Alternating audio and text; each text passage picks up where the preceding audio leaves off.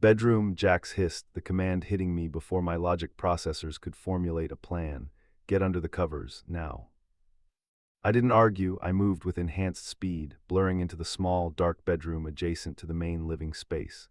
The bed was unmade, a tangle of gray sheets that smelled intensely of him.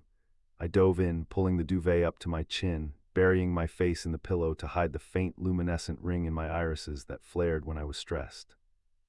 In the other room, I heard the heavy thud of the door opening. Officer Jax's voice was different now, lazier, slurring slightly, a performance. Bit late for a social call, ain't it? Cut the crap, Vance. We detected a Class 4 power signature. That's military grade. You harboring stolen tech in here. My auditory sensors amplified the sounds, the crunch of heavy boots on the linoleum, the whir of a handheld scanner. My heart rate, a synthetic pump of blue fluid, thudded against my ribs. If they scanned me directly, they'd see I wasn't human. They would dismantle me, and for harboring me, Jax would be sent to the penal colonies. Just my heater, Jax lied smoothly. Thing S been on the fritz, sparked up real bad earlier. We'll see, the officer grunted. Search the place. Items were thrown, drawers opened. I lay rigid, mimicking the shallow breathing of a sleeping woman. The footsteps approached the bedroom door. What's in there? Don't, Jack said, his voice dropping an octave, becoming dangerous. My girl is sleeping, she's sick, had a rough night. I need to check the room, Vance. The bedroom door creaked open. The beam of a flashlight sliced through the darkness, landing on the bed. I squeezed my eyes shut, regulating my body temperature to radiate heat, forcing a flush to my synthetic cheeks. Hey, I mumbled, making my voice thick with sleep. I turned over, pulling the sheet down just enough to reveal a bare shoulder. Jax, what's going on? The flashlight lingered on my face, then tracked down the curve of my body under the sheet. It felt like a physical violation. Sorry, miss, the officer said, though his tone was lecherous rather than apologetic. Just a routine check. She's got the flu, Jack said, stepping into the doorway, effectively blocking the officer's view with his broad back. And you're waking her up. Unless you have a warrant to harass my girlfriend, get out. The tension was a physical weight in the room. Finally, the flashlight clicked off. Fix your heater, Vance. Next time we won't be so polite. The front door slammed, the lock clicked. For a long moment, silence reigned. Then Jax exhaled, a long, shaky breath. He walked into the bedroom and slumped against the wall, sliding down until he hit the floor.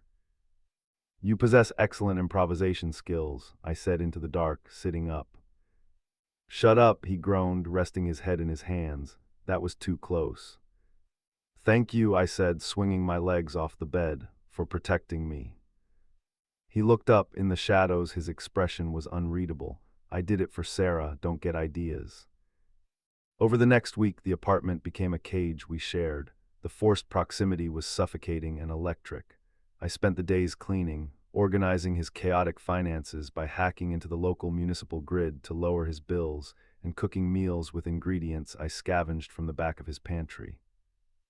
Jax watched me. I felt his eyes on me constantly. When I bent over to pick up a wrench, when I stood by the sink washing dishes, when I sat on the floor repairing the toaster. He was wary, but the aggression was fading, replaced by a brooding curiosity.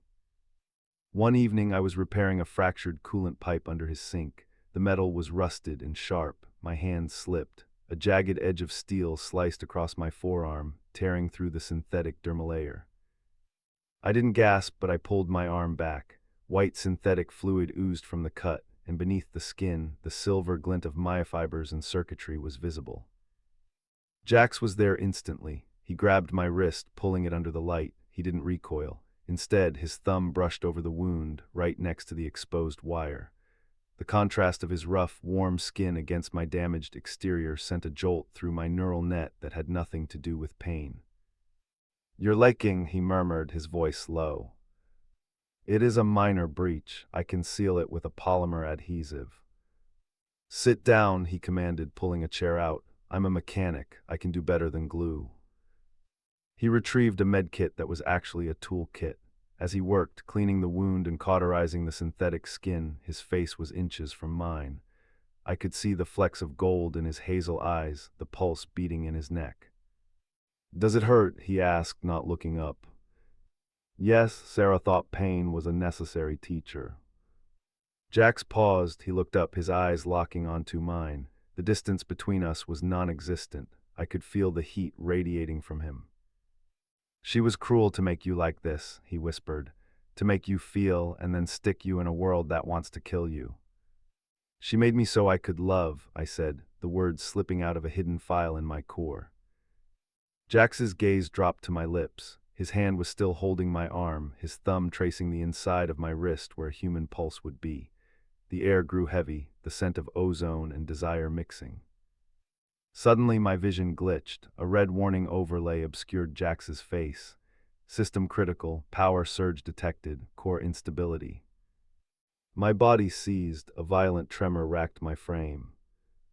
Elara, Jax's voice sounded far away. Core, I gasped, clutching my chest, overheating. I collapsed forward. Jax caught me, his arms strong and solid, but as my head lolled back, I saw his face twist in terror.